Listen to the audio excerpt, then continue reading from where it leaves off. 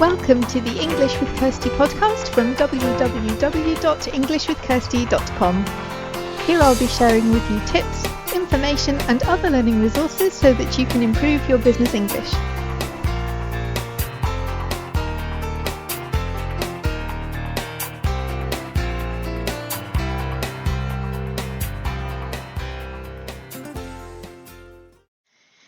Hello and welcome to episode 177 of the English with Kirsty podcast.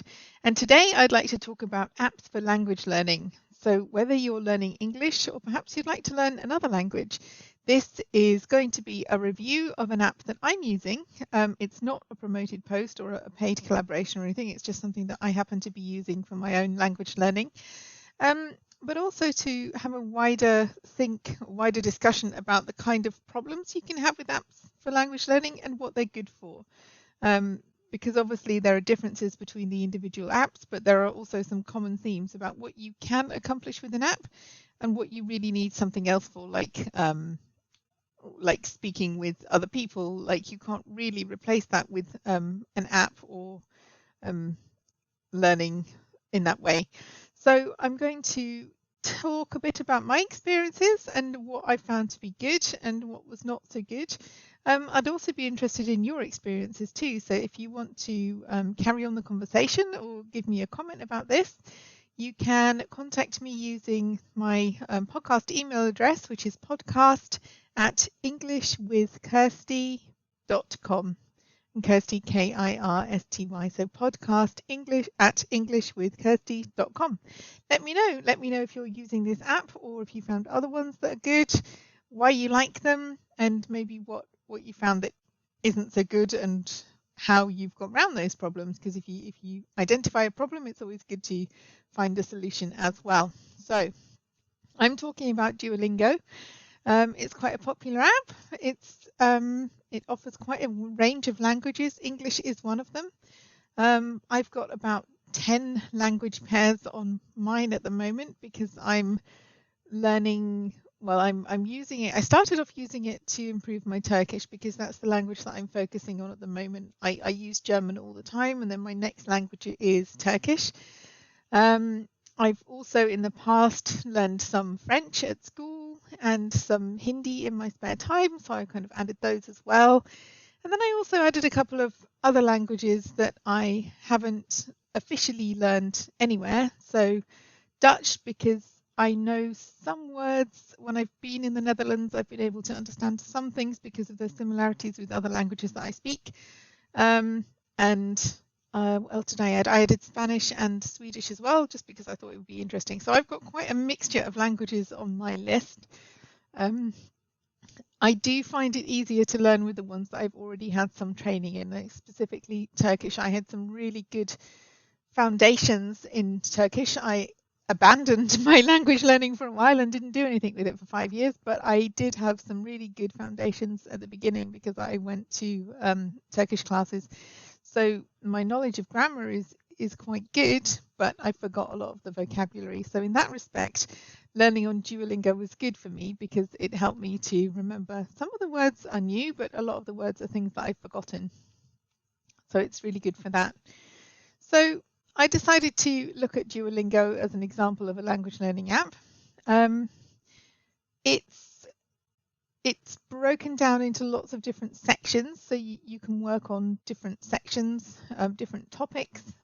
Some things you can't do until you've done the things that come before them, but you can have a choice, so you don't have to do something like the weather until you finished it. You can do one day something about the weather, one day something about grammar, so you can mix it up a bit. And then there are different types in every lesson. There are different types of activities that you have to do. So some of them are typing what you hear or selecting the words that you hear. Some are translating into the new language. So you have, it's always done with a language pair. So you have the language that you speak, and then you have to translate something into the other language, either by tapping on the words or typing them yourself. Or translate from language, so what does this mean in the language that you already speak? Or sometimes you have to speak a sentence as well. So the good things, it's good for learning vocabulary because of the way that you repeat the words It is good for learning new words, practicing what you already know and making sure that you repeat that, either listening to it or writing it.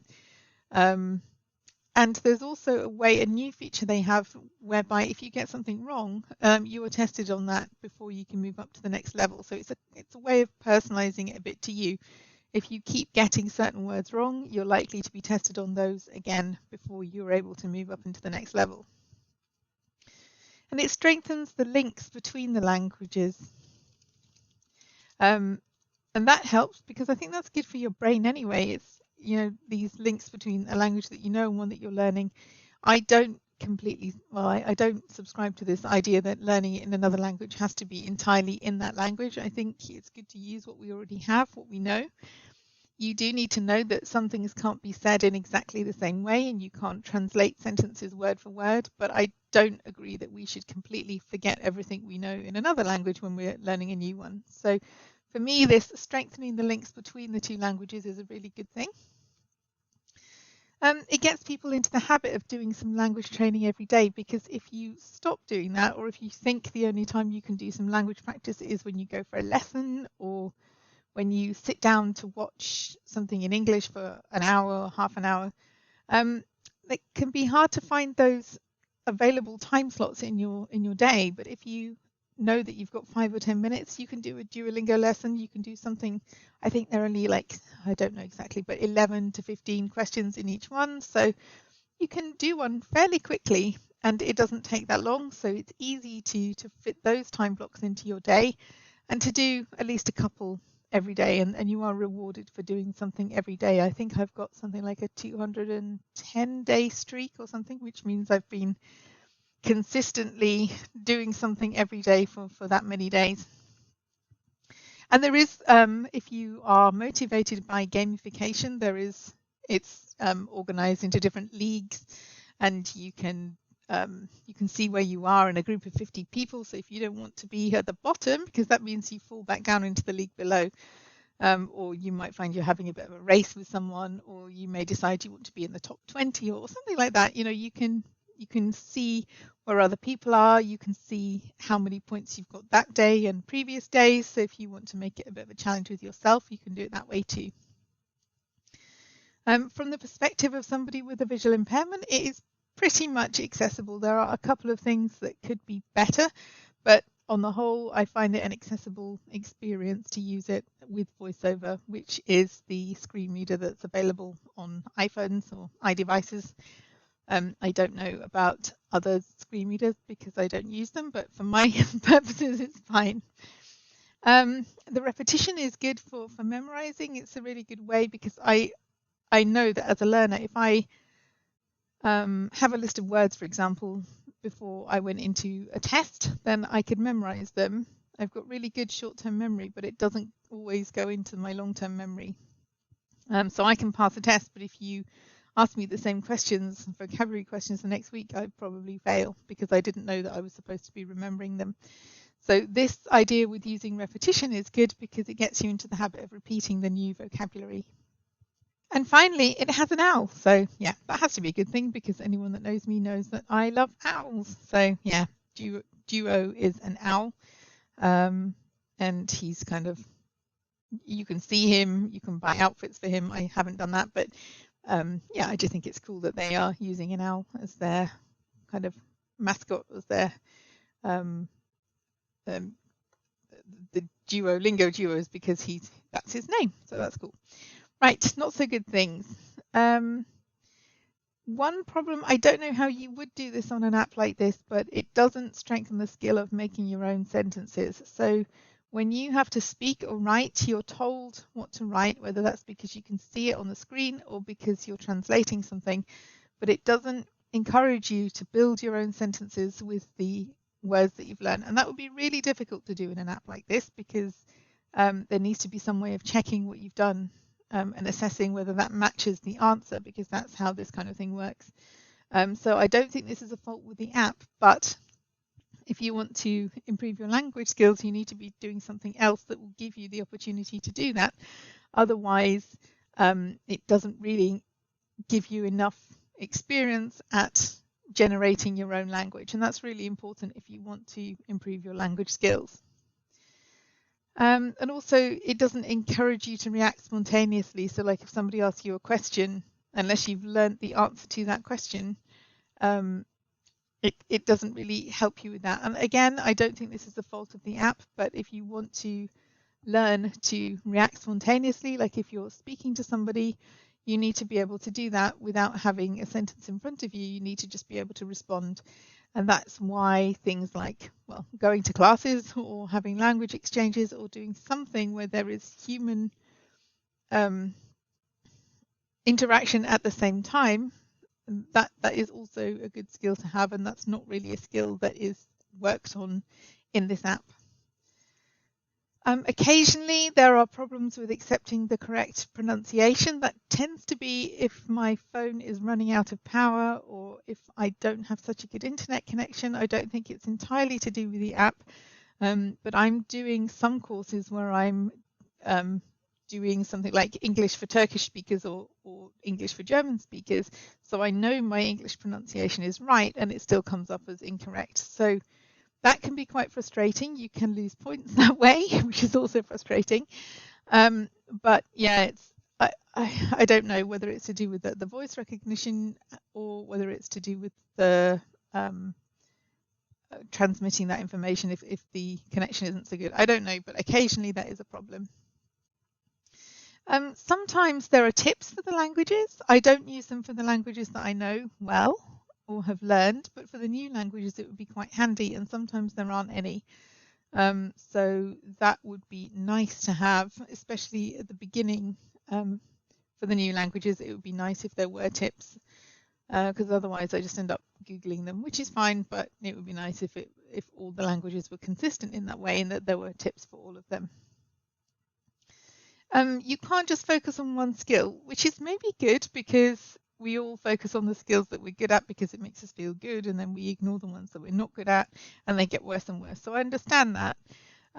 But if you specifically want to focus on one type of skill, you can't really do that in this app. It's good that you can turn off certain types of exercises. So I sometimes turn off the speaking exercises if I'm somewhere where I can't just randomly announce things like the dog is reading the newspaper in another language. You know, it's good. You can't always speak, so it's good that you can turn that off. You can also turn off the listening exercises if you are unable to play something loudly, or for people who are unable to hear, then it's good, it's accessible because you can turn off those exercises so that you aren't tested on them. But you can't turn off writing, and I find that a little bit annoying because some of the languages, particularly where they use a completely different script, I don't necessarily want to be able to type or write in those languages. I don't want to learn the alphabets, but I do want to be able to speak and listen and understand the words that way. So for anyone who wants to do that, you can't do that. And I've actually deleted a course now because I didn't want to learn to write it, but I couldn't get any further because of the writing tasks. So if you don't want to speak or listen, that's fine. If you don't want to write, that's not fine. And I've heard somebody, I think she wanted her child to learn Chinese, and she found it a bit frustrating because there was a lot of focus on the characters and how to write the characters rather than to speak and understand the words. So it's not quite so good for that. So in conclusion, I would say that it's something that I enjoy using, and I am doing various courses on there. I find it particularly helpful for the ones where I've already got some knowledge. So my Turkish, my French that I learned at school, my Hindi to some degree because I did have lessons in Hindi as well, but that was quite a long time ago, so I have forgotten some of that. But for the new languages, it is more difficult, and I do end up Googling things and finding out, which is fine. We've got the internet. That's what Google is for. But it would be good if there were some more tips in those languages. And also, I think that I know the type of learner that I am, so I need to understand how things work. I like understanding the rules, and I need that because then it gives me confidence for making my own sentences. If you're more of somebody who enjoys learning by doing, you want the practical elements, you don't want the theory as much, then maybe this wouldn't bother you as much as it bothers someone like me. So it might be more the kind of thing that you want to do, keep practicing sentences and then learn some more.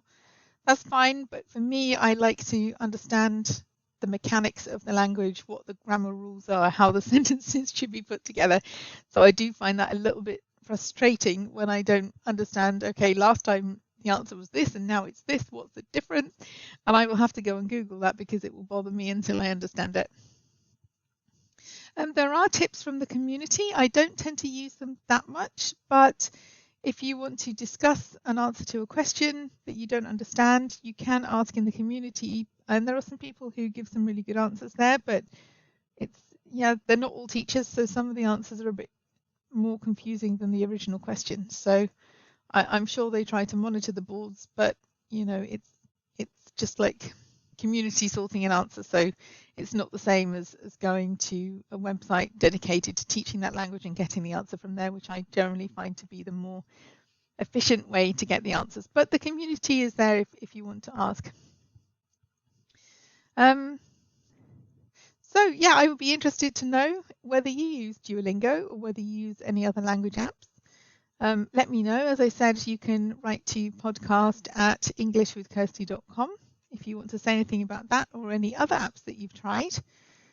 The show notes page for this episode is englishwithkirsty.com/podcast/episode 177. And whether or not you use apps, I hope you have a good week and have fun learning English.